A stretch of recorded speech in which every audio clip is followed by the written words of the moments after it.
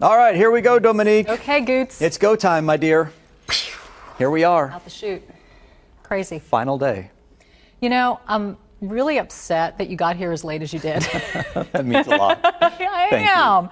You know, I've known Kris and his wife for a really long time, and I feel super blessed that we got to overlap.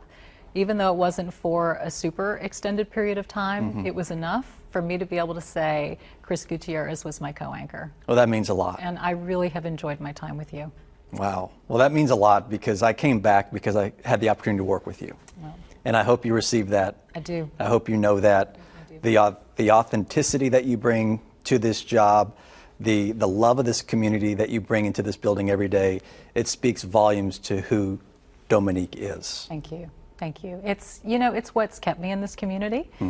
People always ask, you know, you've traveled a lot and you've gone to different markets in different cities. And you've had opportunities to go elsewhere. I have, and I've stayed for a variety of reasons because, number one, sense of community. This is my home. It's where I grew up. I kind of know Houston like the palm of my hand. And so in this business, that's a good thing because you get to bring that to the desk and to your news coverage.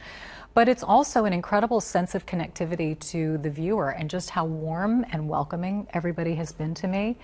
How wonderful everybody in this place has been. You know, KPRC has been family for me for 28 years. And so as time goes by, and sure, offers and interest will come in, but you have to ask yourself, well, what am I giving up in order to climb up, allegedly, a ladder? At what cost? And at what cost? And is it worth it? And every time it just became, no, you know, the best gig going happens to be right here. So are you ready to leave this gig? Nearly 30 years later, are you ready? Are you ready for that? I am ready. I'm ready because I've had this stirring and this calling in me to be the curator of my own content, which is what YouTube did for me. YouTube allowed me a place to be able to put out there what it is that truly speaks to my heart. So having that and being able to cultivate that continued to sort of tug at me and say, this is your wheelhouse, as you like to say. Yeah. This is your arena. This is where you're happiest. And so I started to hear that little voice in the back of my head saying, you know what, you can't do it all. You can't do it all effectively. And maybe it's time. Yeah. Maybe it's time to say goodbye to one thing that has served you incredibly well, to be able to pour your focus and attention into creating your own content, which comes in video form, in written form, and who knows what other form. You know, I do like to talk about staying in kind of my wheelhouse, right? But you're one who ventures outside your lane all the time. You know, so I have a deep appreciation for that, and the way you have, you know, masterfully, you know, gone to this YouTube route and back. I mean, it's just, again, it speaks volumes to the incredible gifts that you have, the talent that you have, and the way you do it is just, it just works for her. It doesn't work for anybody else in the country. If you watch TV news across the country, you're the only one. Yeah. You've been able to do it. I've been able to do it, and I'm blessed for that. I'm blessed that management signed off on it and allowed me to do it. I felt that it was a better way and a different way for me to connect to the viewer, to connect to the female viewer in particular, in a way that's a deeper dive than what we get to do here on the set. You know, our opportunity to connect on the set are in those moments when we're tossing to Frank or tossing to Randy, and we have those little nuggets to be able to show who we are. Little personality. People. Personality, those things that make the viewer see themselves in you, right? It's like, oh, I can relate to her. You know, she said something from the 80s. That's where I'm from. You know, it's those moments, but they're so few and far between. Sure. So YouTube for me was a chance to really just kind of get organic and grassroots about who I am, and I wanted that to be a cyclical thing, not to take from one venue and bring it to another, but to say, hey, I'm over here. Come join me over here. Maybe you'll like and appreciate what you see, and then come back to me over here. I love it. It's worked. It's worked out so well. When you think back of nearly 30 years inside this building, the old building, and the new building as well, is there a story? Is there a series? Is there a storm? Is there something that just immediately is like, I'll always remember this? Two. Tropical Storm Allison. Okay. I will never forget that because I was trying to get into work. At that time, I lived in town, kind of west of Montrose, and I was trying to take Shepherd, and Shepherd notoriously floods, and I made it as far as Westheimer, where St. Anne's Catholic Church is, and I could go no farther. So I contacted the station, and they sent a live truck out to me. So there I am. I didn't have like official rain gear, but I had a ski jacket. So it's like blazing hot. I'm in a ski jacket, but it's weatherproof, and I'm doing live shots from the corner of Westheimer and Shepherd. Wow. You know, because I just couldn't get any further. So that's what was happening. Right. When the rain subsided, I was able to go home, get into normal clothes, get into work, and then that's when that system, it was an overnight weather event. And I'll never forget, we were on the air 10 o'clock at night, all the way through until 7 o'clock in the morning. And we had our own helicopter back then. And the chopper lifted off. And those aerial shots of this city after Tropical Storm Allison, I will never, ever forget those images where you see just the tops of 18-wheelers on I-10, where you see water up to the roof line of houses and people standing on top of their roofs flagging the chopper. I mean, it was surreal, it was horrifying, it was impactful to everybody everywhere. And that's when you realize during moments like that and news coverage like that, just how fragile we are, number one, but number two, as a community, how dependent we are on news as a source of comfort, contact, direction, help, all of that. Right. So that really hit home for me. And then on a completely flip side, in 1994, when I was anchoring the morning show, they sent me out to Hollywood to do a series called Assignment Hollywood. Okay, I'm telling you, it's like a total left turn. Right. But what was so great about it was this was when all of the hot shows were on NBC. So you had Frasier, Friends, ER, Wings, you know. So I got to do all these, you know, behind the scenes, meet the actors. I even had a scene on Wings where they shot, and I was, get this, I was standing at a payphone. Remember those? Remember payphones? That's how old I am. So I was standing at a payphone, and you just see this big old poof of red hair, and that's my scene. That's standing hilarious. At a payphone. But I remember coming back from LA, and this was when we shot in 3/4-inch tape, beta, and I had 30 tapes to log. Whoa. 30. We shot and shot and shot. And so I was one of those crazy people that logged everything. Word for word, even scenes and shots. Sure. I lived back in that edit bay for weeks to get that series done. But I would say creative-wise, that was probably my most creative work here. Wow, isn't there a story where you were in a hurry and there was a storm brewing and you maybe split your britches and there was a firefighter involved, right? Can we talk about that for a second? We can. So this is so embarrassing. That's why I brought it up. Thank you.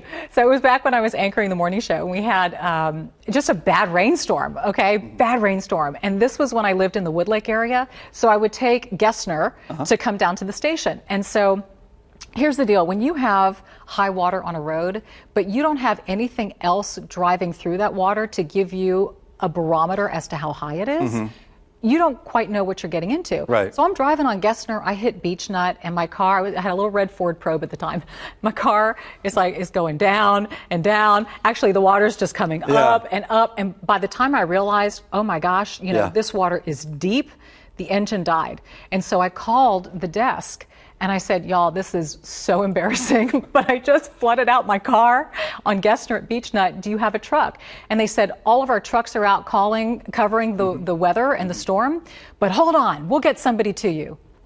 5 minutes later, around the corner comes a fire truck loaded with guys, I'm in my car wearing a skirt, and I have these big Velcro rollers. Because you're about to go on air, I'm about to go on right. air. Bob Nicholas is here. He's waiting for me. I'm calling him. I'm saying, I don't know if I'm going to make it.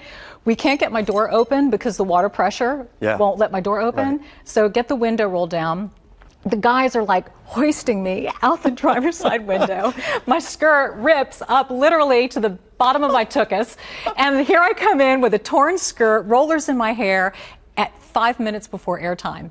And I just brushed those things out, kind of sat down, and on we went. Wow. So you actually did the newscast I did that the newscast, and we started off with my little experience. That's hilarious. Have you ever seen those guys since then? Do you have any idea who those guys are? Not a clue. They're probably all retired by now. I don't know, but it was a fire station not far from here. I love that story. Are there any other little anecdotal stories that our viewers may appreciate that you don't get to share on air all the time. Is there anything that comes to mind with, maybe working with a colleague and things didn't go the way you thought they'd go on air, or you thought this was funny, but it didn't play out the way you wanted it to? Is there anything that comes to mind? I can't really say anything, crazy that turned out not as we anticipated. I mean, anytime you involve an animal, things can get very odd, So I remember there's got to be footage somewhere. It's one of my favorite moments, and it involves Frank. But we had, what were they, Frank? They were emus. Emus? Yeah, they were emus in the studio. We had emus. I forgot, what was the reason for emus? I don't know. We don't know. But for whatever reason, we had emus live in the studio for a broadcast. Why not? For whatever reason. And so there's this one shot where Frank's at the weather wall and he's standing here and there's an emu next to him, and Frank says something and the emu's looking at the camera, and then Frank turns to the emu and the emu turns to Frank, and it was like a co-anchor. It was the craziest thing I've ever seen, and I absolutely lost it. That was great. There's footage somewhere. I know there has it lives to be. somewhere. It lives somewhere in this building of Frank and the emu, but that was absolutely priceless.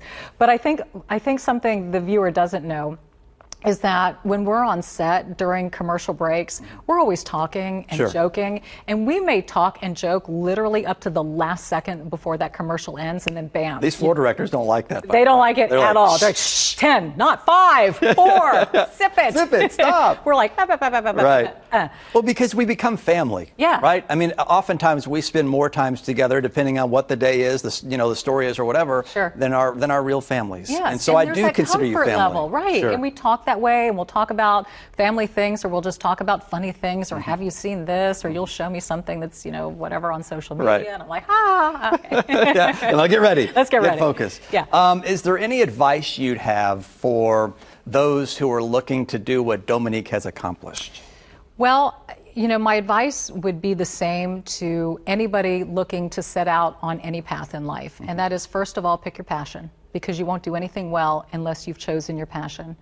Number 2, be prepared to work incredibly hard. Nothing comes easily. And, if you think that you can get life's blessings without putting in the work, it won't happen. Wow. You got to work. You have to do your part. I believe in God, and I believe that God lines us up for things, but I believe that we have to do our part too. And I think that there is so much growth in the struggle. I think that there is so much growth in humility, in being able to go to people you admire, to superiors, to whomever, and say, how can I do better? How can I grow? How can I learn? In our business, I used to give people air checks of me, and can you please critique my work? Tell me where I can improve. It takes humility. You have to be prepared to hear that you're not perfect, and you're not great, and there's room for growth, and you have to be hungry for that.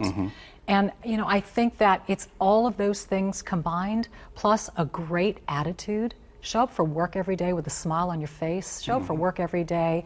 Be present, be engaged, be a go-getter, and then you will go get anything you want in life. Bring excellence. That's what I always preach. Bring excellence. May I share a story? Yes. That you mentioned the fact that you share, your reels or your tapes or whatever with people to critique. Yeah. Well, you shared it in 2006 with your agent out in LA. Yeah. And you came to me one night and you said, hey, I've got this agent in LA and he really wants to talk to you. Yep. And I said, oh, that's awesome. And when Dominique talks, you listen, right? I mean, and I was like, wow, there's a nice reporter here. And I said, well, that's awesome, Dominique. I appreciate that. You came back a couple days later and you said, you haven't called him yet and he still wants to talk to you. I called him, and I want you to know that phone call changed my life. I know. And I don't think that you fully understand the depths at which your hands are all over my story. Yeah. Professionally, because of that one phone call. Sure. That took me to a different station, a different network, and here we are full circle. Sure. Right? And then personally, because you took the time to talk to an eager, high school, wide-eyed, she may have been high school, college, whatever she was, and she later became my wife. I know. And it's because you took the time. Years later, she came to be an intern. Yep. And the world's aligned, and God is good, Yes. and here we are. And here we are. I want to thank you. Well, I want to thank you. Sometimes I blame you, but I also want to thank you. Oh, you're good. You know, because you have your hands again are all over my story, and Crystal and I are grateful and will never be the same because of you. Well, you're in my book because of it. So are we? Yep. Surprise. Bingo. Awesome. Anything else you want to talk about? 30 years oh my gosh. at this TV station. Is there any other story that you want to share, you want people to know about? You know, it just honestly an expression of gratitude is what I want to offer. It's not about me. This business is not about me. It's about the viewer welcoming me, you, us into their homes because they feel a comfort level, they feel a sense of trust, they feel that we are here to tell them the story in a fair way. Sure. That we are their neighbors, we are real, we are relatable. And you know, that is a bond to me that is so precious. It's a gift. And I have such an enormous amount of gratitude toward the viewer. And I just want them to know that as I close this out. And that this isn't a so long, it's just see you in other areas. And so I hope that you join me in other areas. I hope that you join me on social media. I hope that when you see me out in the community, you feel comfortable to come up and say, hey, you know, I just wanted to say hi, and you know, I watched you, or I watched you here or there, and that I'm open to that. And that's just who I am. That is who you are. You're the best. You're the best. And we'll miss you. Thank you. Mwah.